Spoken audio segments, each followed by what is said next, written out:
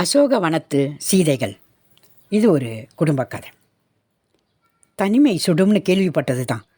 ஆனால் அனுபவிக்கும்போது தான் அதன் சூடும் வீரியமும் விஷமும் மூர்ச்சை அடைய வைக்கிது. கல்யாணமாகி எத்தனை வருஷங்கள்.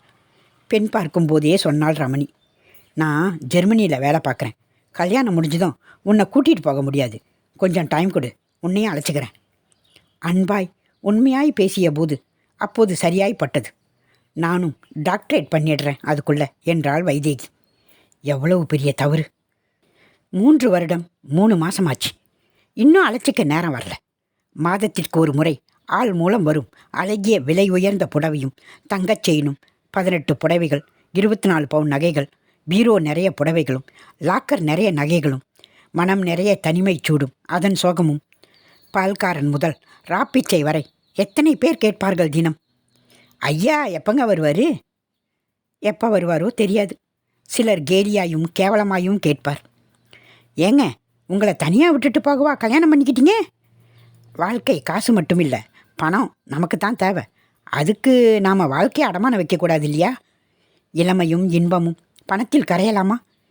கேள்விகள் பார்வைகள் ஏளனமாயும் இரக்கமாயும் தனித்தனியே மனச்சூடும்.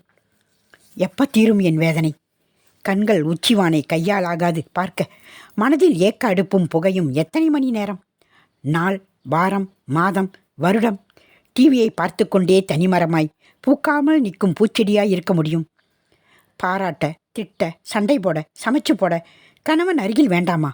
அத்தை ஊரிலிருந்தும் வந்து கேட்டாள். வாழ்க்கையில் பணம் சுகம் ஏதாவது ஒன்றுன்னு தான் கிடைக்கும் போல. கண்களில் நீர் முட்டியது. வாழ்க்கையை கேளடியே அசடு, சுவரில்லாத சித்திரமா? அத்தை வேறு ஏதாவது பேசு. மாமா சௌக்கியமா? சௌக்கியம். நானும் இதே கேள்வியை கேட்க முடியுமா? மாப்பிள்ளை சௌக்கியமான்னு தெரியாதும்ப. பாரேன், மறுபடி என் சோகத்தை ரிவைண்ட் பண்ணுறியே. அழுதாள். அழாத, உன் நல்லதுக்கு தானே சொல்கிறேன். நல்லது சொன்னால் பொல்லாதுன்னுபா. எனக்கு ஏன் வம்பு? வந்த விஷயத்த சொல்கிறேன். என் பெண்ணு கல்யாணிக்கு அடுத்த வாரம் சீமந்தம். நேராக அழைச்சிட்டு போக வந்தேன். வந்துட்டு கண்ணு. கல்யாணிக்கு சீமந்தம்? ரொம்ப சந்தோஷம், கட்டாயம் வரேன். என்ன சாப்பிட்றீங்க?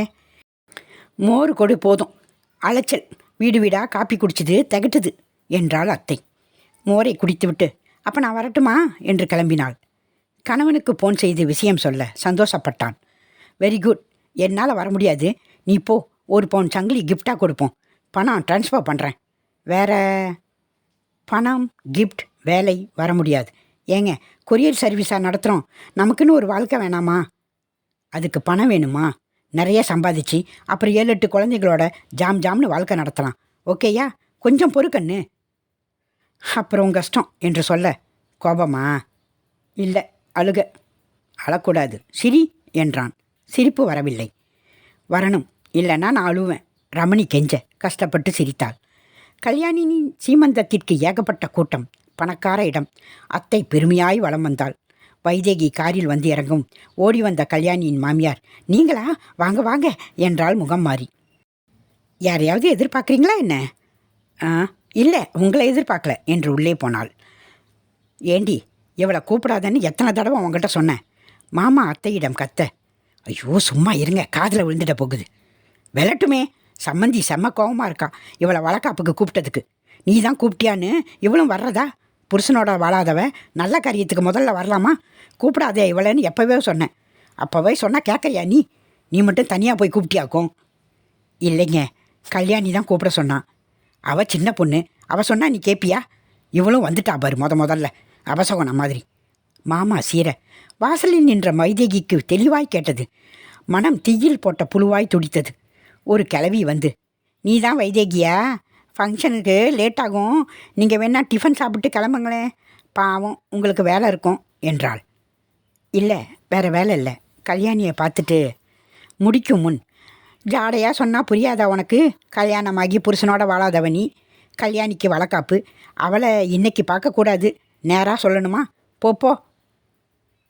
அவர் ஃபாரினில் சம்பாதிக்க போய் என்னை சித்திரவதை செய்கிறார். ஒரு நல்லதுக்கு போக முடியல, ஒரு குழந்தையை தூக்கி கொஞ்ச முடியல. பல பேர் என்னை அபசகுணம்னு ஒதுக்க, சில பேர் என் மேல் பரிதாபப்பட்டு மனதை புண்ணாக்க, என் மேல் என்ன தப்பு? கேவி அழுதாள். தப்பு உங்கள் மேலே இல்லைம்மா. உங்களை மாதிரி பல பெண்களோட கணவர்கள் வெளிநாட்டில் வேலை பார்க்க இவங்க இங்கே செல்லா காசா மதிப்பிழந்து ஜடமாக இருக்காங்க. இவங்களெல்லாம் மனைவியாயும் கூட்டிகிட்டு போக முடியலன்னா ஏன் கல்யாணம் செஞ்சுக்கிறாங்க? சுயநலவாதிகள். என்ன சந்தடி சாக்கில் ஐயாவை திட்டுற? பாருங்க, ஐயாவை சொன்னதுக்கு கோபமா? எனக்கு தெரிஞ்சு சில பேர் மனைவியை இங்கேயே விட்டுட்டு வெளிநாட்டில் வேற ஒரு பெண்ணோட குடும்பம் நடத்துகிறாங்க. இங்கே அசோகவனத்து சீதைகளாக நீங்கள் துன்பப்பட அங்கே வேறொரு சம்சாரத்தோடு வாழ்கிறாங்க. நம்ம ஐயாவை பற்றி எனக்கு தெரியாது, இருந்தாலும் விசாரிக்கணும். இப்படித்தான் பக்கத்து தெரு கோபாலு மனைவியை இங்கே விட்டுட்டு அங்கே சீனாகாரியோட வாழ்கிறான். இங்கே அவன் மனைவி மாமா பையனோட கடைத்தெருவுக்கு போனதை கேள்விப்பட்டு வெட்ட வந்துட்டான் மனைவியை. என்ன நியாயம்? மனைவி சீதையாக இங்கே தவம் இருக்கணுமா? இவன் மட்டும் வெளிநாட்டில் ஆடாத ஆட்டமெல்லாம் ஆடுவானான். வாயை மூடு, நீ வேற பயத்தை கலப்பாத. வைதேகி அடக்க. என்ன அடக்குங்க, புருஷனை ஓவராக நம்புங்க. இப்போ என்ன செய்ய சொல்கிற? என்ன 3 வருஷமாச்சு, ஒருத்தனையும் நம்ப அளவில்லை. புருஷனை கூப்பிட்டு என்னை அழைச்சிக்கிறியா இல்லை டைவர்ஸ் நோட்டீஸ் அனுப்பவான்னு கேளுங்க. வாழ கற்றுக்குங்க, அவ்வளோதான் சொல்லுவேன் என்று டிரைவர் முடிக்க செல்ஃபோனை எடுத்து ரமணியிடம், 3 வருஷமாச்சுங்க, ஒருத்தனை நம்ப அளவில்லை.